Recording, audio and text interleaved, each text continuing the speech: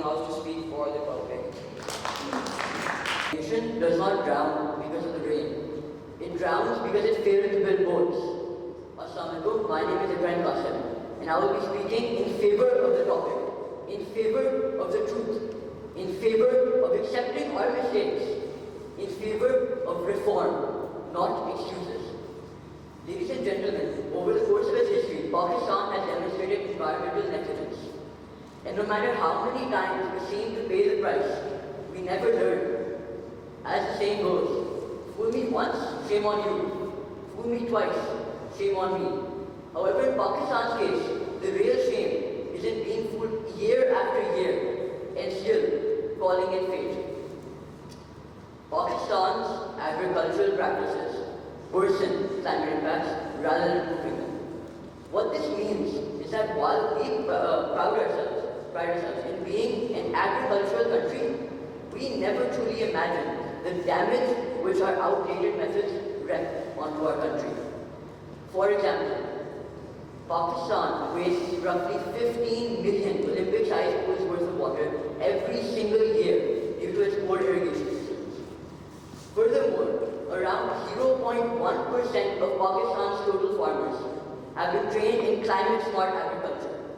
To put this into perspective, around 1 in 1,000 farmers are actually trained to adapt, to farm in a way which doesn't destroy the environment, to farm in a way which doesn't waste resources.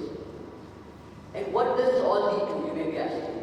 Droughts, an environmental disaster, a climate crisis, you could say, which we brought upon ourselves. And if you thought that droughts were the only crisis we brought upon ourselves, think again.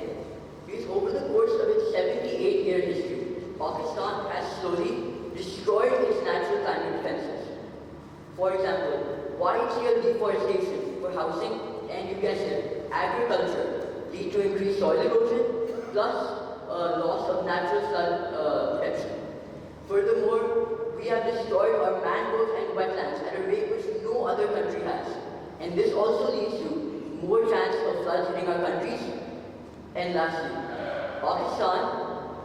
Pakistan has continually disobeyed other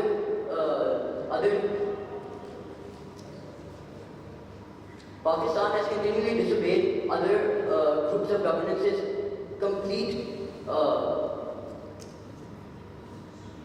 Pakistan has continually disobeyed other countries' advice for taking these matters into their own hands, for actually trying to find a solution for once instead of playing the victim.